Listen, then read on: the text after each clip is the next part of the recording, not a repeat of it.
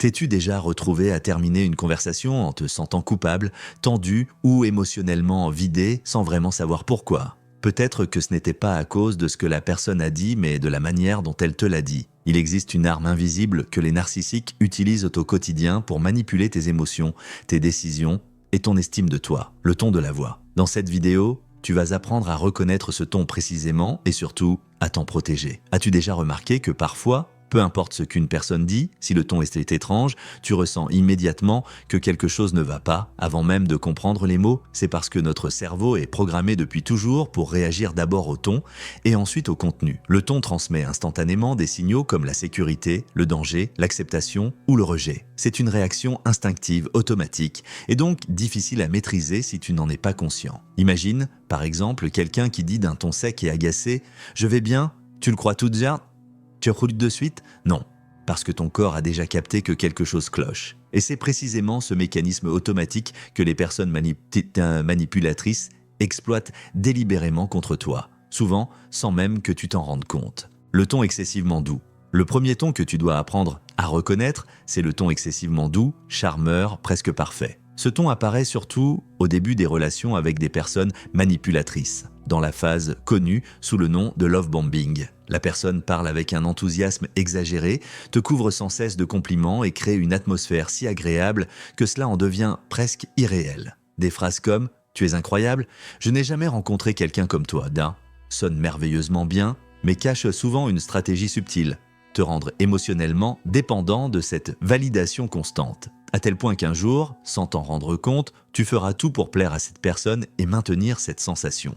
Si tu remarques que quelqu'un utilise ce ton excessivement doux avec toi, essaie de répondre de manière calme et posée. Par exemple, « Merci, mais j'ai besoin de temps pour y réfléchir tranquillement ». Cette réponse casse immédiatement l'effet de séduction et te redonne le contrôle émotionnel de la situation.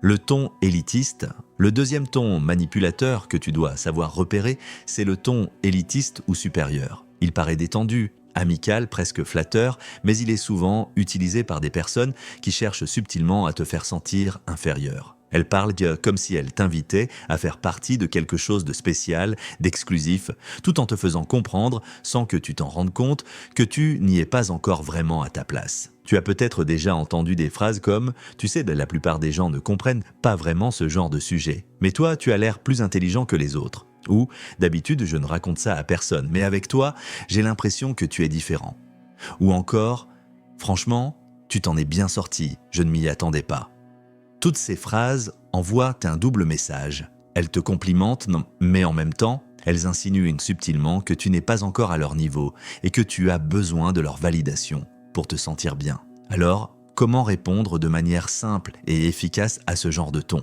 Premièrement, pose une question neutre, comme « Intéressant ce que tu dis. Pourquoi tu penses que je suis différent des autres ?» Cela oblige la personne à justifier ce qu'elle a dit et dévoile discrètement le jeu de manipulation. Deuxièmement, tu peux répondre avec une légère ironie, par exemple, content d'avoir dépassé tes attentes. Tu montres ainsi que tu as repéré la manipulation, sans pour autant entrer dans un conflit direct. Troisièmement, garde une attitude émotionnelle neutre, sans montrer de besoin ou de malaise. Dis simplement « D'accord, bon, on continue ». Tu coupes ainsi le courant de la manipulation et tu restes maître de la conversation. Le ton victimaire. Le troisième ton manipulateur que tu dois apprendre à repérer, c'est le ton victimaire moussin, ou comme certains l'appellent, c'est le ton du martyr. C'est un ton empreint de tristesse, de déception ou de souffrance profonde, utilisé intentionnellement pour te faire culpabiliser à cause de la douleur ou du mal-être de l'autre. Les phrases typiques ressemblent à ça. « Après tout ce que j'ai fait pour toi, c'est comme ça que tu me traites? C'est pas grave, t'en fais pas?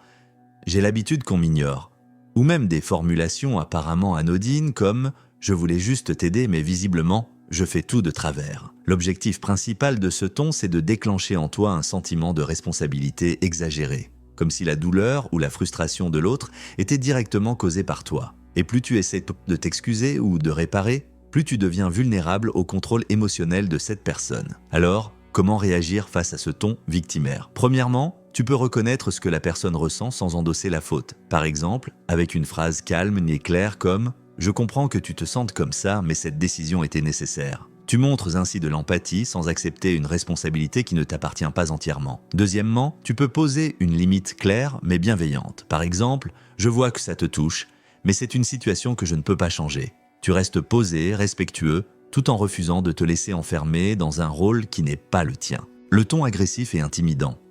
Le quatrième ton manipulateur que tu dois apprendre à identifier rapidement, c'est le ton agressif et intimidant. C'est un ton hostile, sec, souvent fort et chargé de pression et de dominance, utilisé délibérément par certaines personnes pour te contrôler émotionnellement et t'intimider. C'est ce genre de voix qui semble toujours au bord de l'explosion. Les phrases biotypiques ressemblent à ça. « Maintenant, tu m'écoutes, je ne tolérerai pas ça. » Tu ne sais pas à qui tu as affaire, tu ferais mieux de faire attention.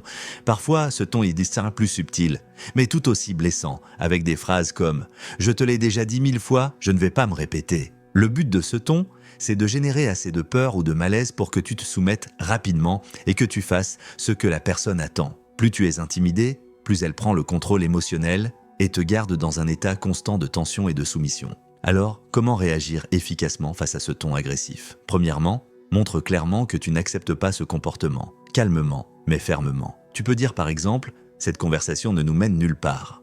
On pourra reprendre quand tu seras plus calme. » Tu interromps immédiatement le cycle d'intimidation.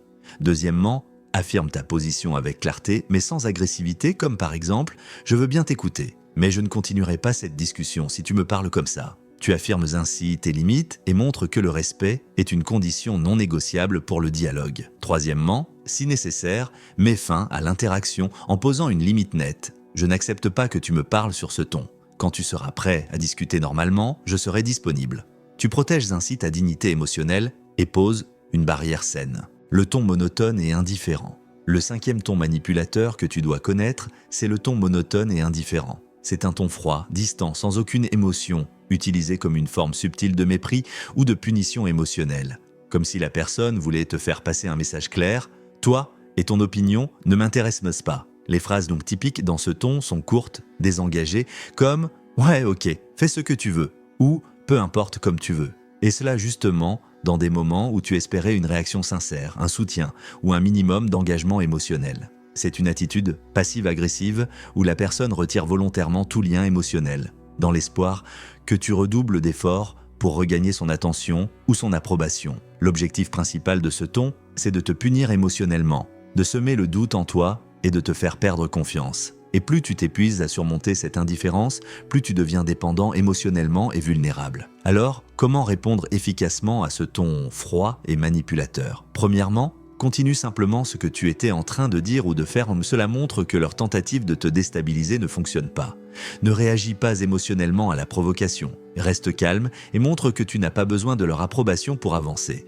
Deuxièmement, formule une réponse claire et affirmée, par exemple « Je vais terminer ce que j'ai à dire, donc je continue ». Tu envoies ainsi un signal fort, le mépris ou l'indifférence ne t'empêcheront pas d'exister pleinement, ni de t'exprimer. La technique des 3 secondes. Maintenant que tu connais les 5 principaux tons manipulateurs souvent utilisés par les narcissiques, voici une technique simple, pratique, mais extrêmement puissante pour te protéger dans ce genre de situation.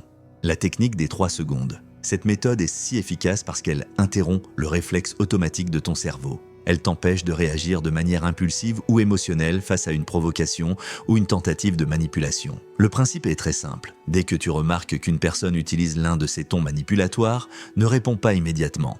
À la place, prends une profonde inspiration et compte lentement jusqu'à 3 avant de dire ou faire quoi que ce soit. Pendant ces 3 secondes, pose-toi mentalement ces 3 questions essentielles.